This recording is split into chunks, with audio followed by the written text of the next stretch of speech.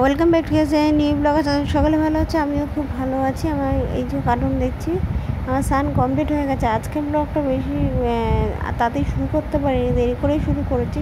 ঝটফট করে রান্নাবান্না করে না স্নান করে নিচ্ছি। আগের দিন যেহেতু অতটা শরীর খারাপ করেছে আর রিস্ক নিইনি।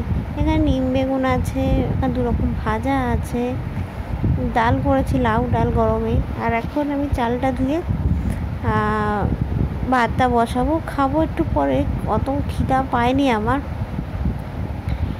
কেন গরমে না সত্যি বলতে আমার না খিদা পাচ্ছেই না। তোমাদের কি কারো এরকম হচ্ছে? এরকম কোনো প্রবলেম হলে প্লিজ আমাকে জানিও কী করা উচিত। কিন্তু আমি ভেবে পাচ্ছি না কী করা উচিত এত গরমে। এখন বিকালের দিকে রান্নাবান্না হয়ে গেছে, কিন্তু রান্নাবান্নার ব্যাপারে বলতে গেলে ডাল তো আমি লাউ ডালটা বেশি করেই করেছিলাম, আর অপূর্ব সুন্দর হয়েছিল। লাউ ডালে একটা মশলা দিচ্ছিলাম স্পেশাল, আমার হাতে তৈরি করা। বাড়িতে মশলা তোমরা তো জানোই, আমি বাড়িতেই মশলা তৈরি করি। তো সেই হিসাবে আমি একটা গরম মশলা টাইপের তৈরি করে, এখানে আলু পোস্ত তৈরি করা।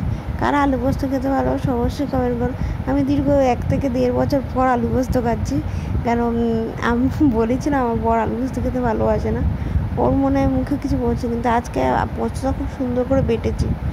আর এটা আমি তৈরি করেছি, তুয়ের সাথে অবশ্যই আমি শেয়ার করে দেবো। আর এদিকে টুকটাক কাজ ছিল সব করেছি। এখানে আমি ছোলা আর বাদামটা ভিজিয়ে রেখেছিলাম, ভিজানো হচ্ছিল না। তো চলো ভিডিওটা এখানে শেষ।